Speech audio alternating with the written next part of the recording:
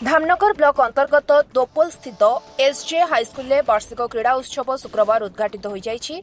विद्यालय सन्निकट खेल पड़िया आयोजित कार्यक्रम उद्घाटन उत्सव में विद्यालय प्रधान शिक्षक विभूतिभूषण मिश्र सभापतित्व में अतिथि भाव सरपंच अशोक कुमार पंडा, अन्यतम अतिथि भाव सीआरसीसी हाप्पा मारांडी, पूर्वतन एबीओ भोलानाथ साहू, परिचालना कमिटी सभापति तपन दास, शिक्षक उत्तम जेना प्रमुख जोगदे छात्र छात्री खेल संपर्क में उत्तम वार्ता प्रदान करथिले।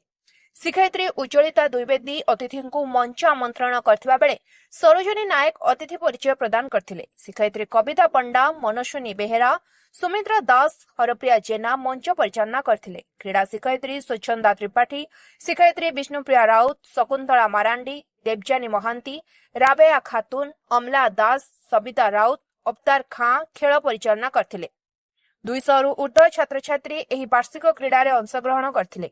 एही दिन ठारू बुढ़ा हला पर्यंत मनीष केबे क्रीड़ा को छाड़े नाही। विभिन्न स्तर रे क्रीड़ार अत्यंत आवश्यकता रही।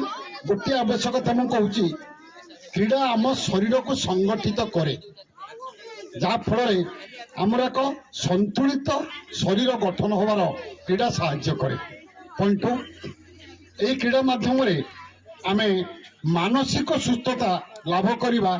तेणु एजुकेशन फिलोसोफर साइकोलॉजिस्ट माने क्षमा करियो, एजुकेशन साइकोलॉजिस्ट माने कहिसंती healthy body creates healthy mind. तेणु आमर शारीरिक सुस्थता नथिले आमे गोटे उन्नत मस्तिष्क पाइबा नहीं, पाठ पढ़िबार आमर केबे आग्रह आसीबो नहीं, पाठ आमे पढ़ी पारिबा नहीं।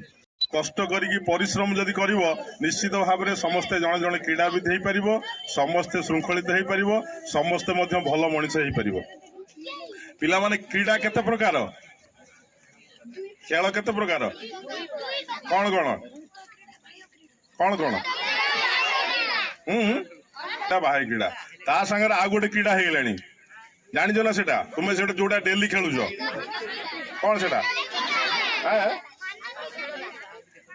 ना, आ गोटे नुआ क्रीड़ा है जोटा तुम डेली खेलुच मोबाइल तुम खेलुन डिजिटल क्रीड़ा मोबाइल जोटा खेलुच पबजी इत्यादि इत्यादि।